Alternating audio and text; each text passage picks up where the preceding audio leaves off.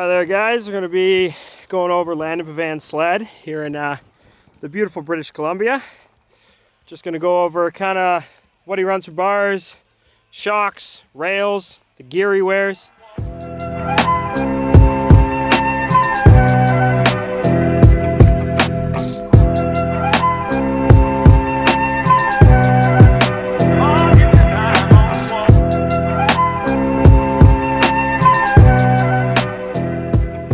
I say we start at the front end. Sure. Go through kind of the setup you got going on there. So for the front here, I got, front and back, all around got the KYB Enzo C40 suspension, revalved by Tim. Works really good. Oh, what skid plate are you running there? The skid plate is just the Extreme skid plate from BRP. I like this one because it's narrower. It doesn't come out and get full of snow and ice. Down here, it goes nice and clean underneath the belly pan. I like running that though, because with the amount of tree riding I do, I like the idea of a little extra protection so that trees and stuff and don't stab through, especially by the clutch side and the exhaust. Yeah, I've had an experience there with it that my belt blew a hole right through the bottom of a panel, and it just involved a whole bunch of duct tape and a whole bunch of just trying to get it fixed up so I could ride out. So I've also switched to that skid plate for that exact reason. Who did you wrap? 365 Designs out of Sycamoose did the wrap. He designed it for me. It was my idea, and he put it together for me. Beauty. And what is that? You call it? You got a name for it? There's some names floating around. The Chupacabra or the Green Demon, Tron. Yeah, where'd you get these little lights? Do you want to divulge your secrets there? Oh, they're just marker lights off of Amazon. They're just green marker lights. Looks really good, I gotta say. We'll do a couple clips there of it bouncing through the dark. It turns out pretty good. All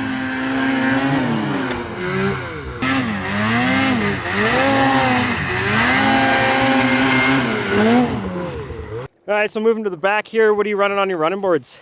Running boards, I have the running board stiffeners from BRP because I've had experiences with cracking the stock ones before.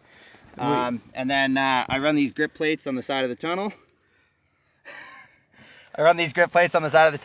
Extra grip for my legs. It helps a lot, even with tree riding and carving around, and especially for jumps.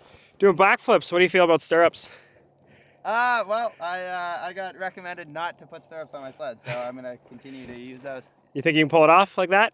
Yeah, I think so, as long as I don't over-rotate and grab the brake next time. What's the shovel you got here? I see you can move a lot of snow with it, build jumps real quick. This has been my trusty shovel for a long time now. I carry it pretty much everywhere. It really helps when I get stuck in the trees real bad. The handle extends out to like 6 feet, and I snap it together, and it's like a turtleback protector for my bag that I carry all my survival stuff in as well. Yeah, it's been really good to me. Awesome. Where can guys find that shovel? It's DMOS. That's their website. Do my own shit. It's works really good. So you got base camp symbols here. Do they service the sled? Do you buy from them? What are you doing there? Base camp's helped support me the last couple of years.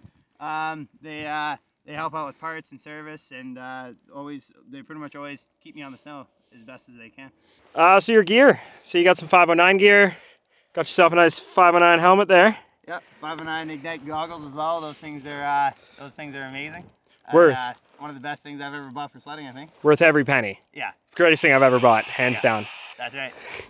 And I have 509 jacket and pants. They're holding up pretty good. Really like the one thing to point out. Really like the cuff on these. The Velcro is really big, and I always, every time I put them on, I cinch them up and keeps the snow out of my gloves and stuff. Keeps my gloves way drier, which I really like.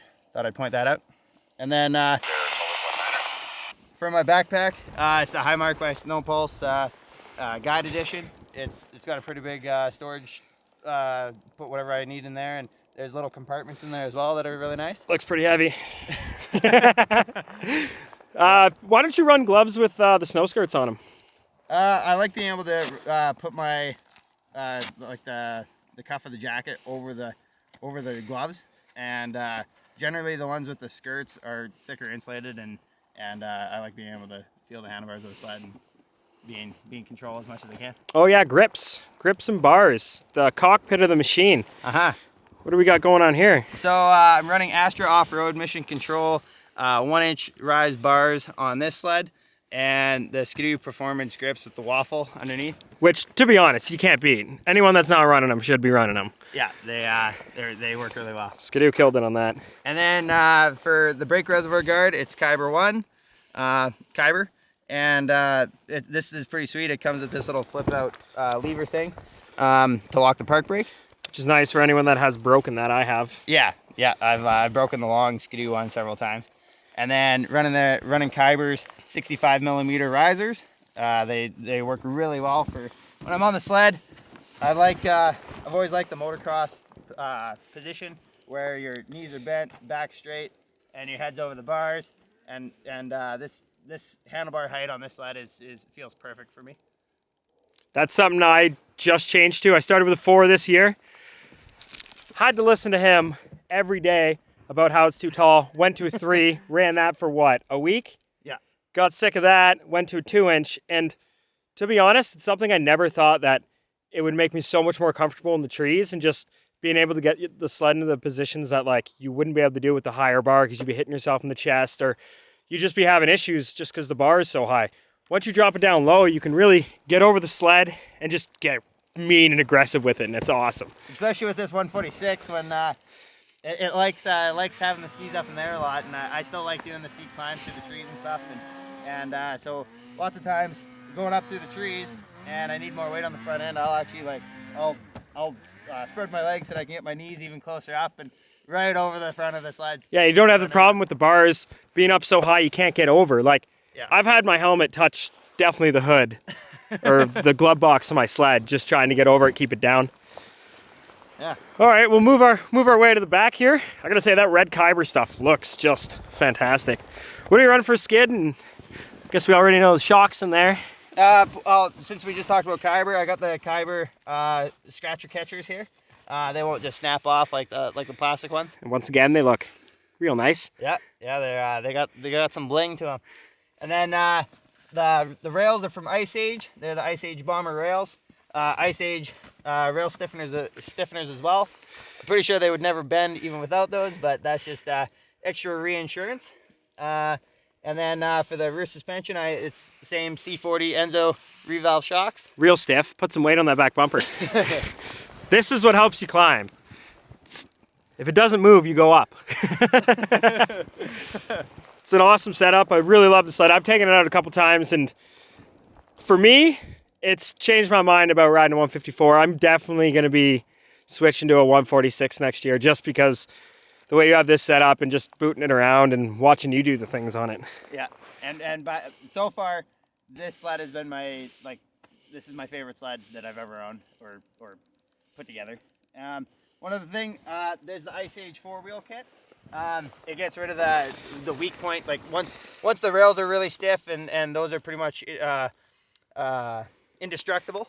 The 4-wheel kit, when there's just the 2 stock wheels and the stock axle, that kind of becomes the weak point.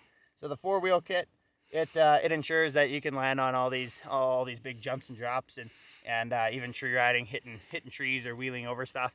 I'm pretty sure that's never really going to be one of the points it gives. I don't think so either. We've been making jokes about these rails that I think if you do bend them, the sled's going to be broken before you bend them, or you're going to be broken before you bend them. And yeah. We haven't yet to prove that. We don't really want to prove it, but no. See what happens. Beauty. So good setup, man. Awesome. Yeah. If anybody has any questions, throw it in the comments. And yeah, get out there, guys. Get riding. Awesome.